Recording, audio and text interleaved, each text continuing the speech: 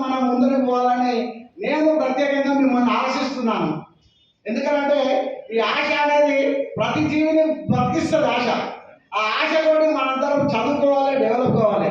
ఇవాళ అంబేద్కర్ గారు వారి ఆలోచన విధానాన్ని మనందరికి పండించాడు.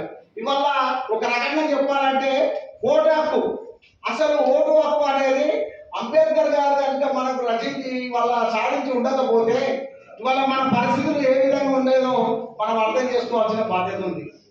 ఇవాళ అదే ఓటు హక్కుతోటి మనం ఇవాళ ప్రజాస్వామ్యాన్ని ప్రజలను ఎన్నుకుంటా ఉన్నాం. ప్రభుత్వం నడుస్తూ ఉన్నాయి. ఈ ప్రభుత్వాలు ఎవరైతే మంచి చేయలేదో వాళ్ళని పతనం చేస్తూ ఉన్నాయి, మంచి చేసిన వాళ్ళని ముందర తీసుకుపోతూ ఉన్నాయి. ఇది మనకు జరిగే వ్యవస్థ. దాన్ని అంబేద్కర్ గారు ఆలోచించి ఓటు హక్కు విధానాన్ని మన అందరికీ ఇచ్చాడు. మరి ఆ పరిస్థితిలో మనము కూడా ఇవాళ చదువుకుంటేనే మనం ముందుకు పోగలుగుతాం. ఇవాళ విద్య అనేది చాలా అవసరం ప్రతి విద్యార్థి కానీ ప్రతి వాళ్ళకి కానీ. విద్య లేని వాడు ఒకప్పుడు అనేది విద్య లేని వాడు విద్యవశు అనేది అది మనందరం నానుడి అని. కానీ వాళ్ళ విద్యను మనం ఎంత ముందర తీసుకుపోతే అంత డెవలప్ అవుతాం అనేది ఇప్పుడున్న నానుడి.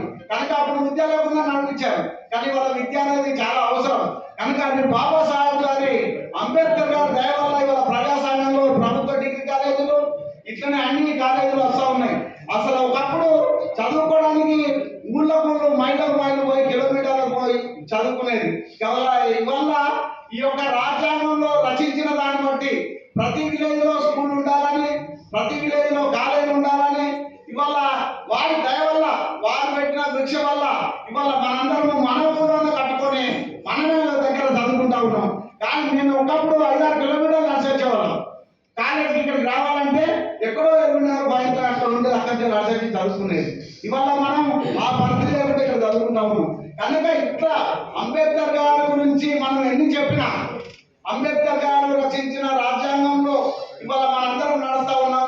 ఇవాళ ఆయన న్యాయశాస్త్రం చదివిండు, న్యాయం గురించి క్షుణ్ణంగా రాసిండు. ఈ పద్ధతిలో న్యాయం జరగాలని న్యాయశాస్త్రం రాసి ఆయన జరిగిన న్యాయం చేయకుండా న్యాయమంత్రి ఉన్నప్పుడే రాజీనామా చేసిండు. ఎందుకంటే ఈ సమాజంలో నేను రాసిన న్యాయం జరుగుతలేదు, నేను న్యాయశాఖ మంత్రిగా ఇక్కడ పదవిలో ఉండలేను అని న్యాయశాఖ మంత్రికి రిజైన్ చేసిండు. అంటే ఆయన రాసిన రాజ్యాంగంలో న్యాయం అనేది క్షుణ్ణంగా ఇవాళ ఏది సామాజిక న్యాయం చేయాలన్నాడు. ఇవాళ సామాజిక న్యాయం రావాలన్న ఉద్దేశం మీద రాస్తే సామాజిక న్యాయం వస్తుందా? ఎందుకు రావడం లేదు? కనుక సామాజిక న్యాయం రావాలని అప్పుడే ఆ కాలంలో రాసేసింది. అంటే 75 ఏళ్ల కింద మాట. అంటే మన ఫ్యూచర్లో ఈ రాజ్యాంగం అనేది రాజ్యాంగం మీద ప్రమాణం చేస్తున్న ఎవరైతే ఉన్నారో మంత్రులు కానీ మంత్రులు కానీ ఎంపీలు కానీ వారందరూ న్యాయంగా చేస్తే ఈ సామాజిక న్యాయం ఖచ్చితంగా వస్తుంది. కనుక మనము ఈ సామాజిక న్యాయం గురించి మనందరం కూడా అంబేద్కర్ గారి ఆలోచనలో చదువుకొని అంబేద్కర్ గారు రచించిన ఈ రాజ్యాంగాన్ని ఇంకా భవిష్యత్తులో కాపాడుకోవాల్సిన బాధ్యత కూడా మన మీద ఉన్నదని. ఎందుకంటే ఈ రాజ్యాంగం లేకుండా చేయడానికి కొన్ని దుష్టశక్తులు చేస్తూ ఉన్నాయి. దాన్ని మనం రూపుమాపాలని, మరి అంబేద్కర్ రాయాల్సిన రాజ్యాంగాన్ని మనం కాపాడుకోవాల్సిన బాధ్యత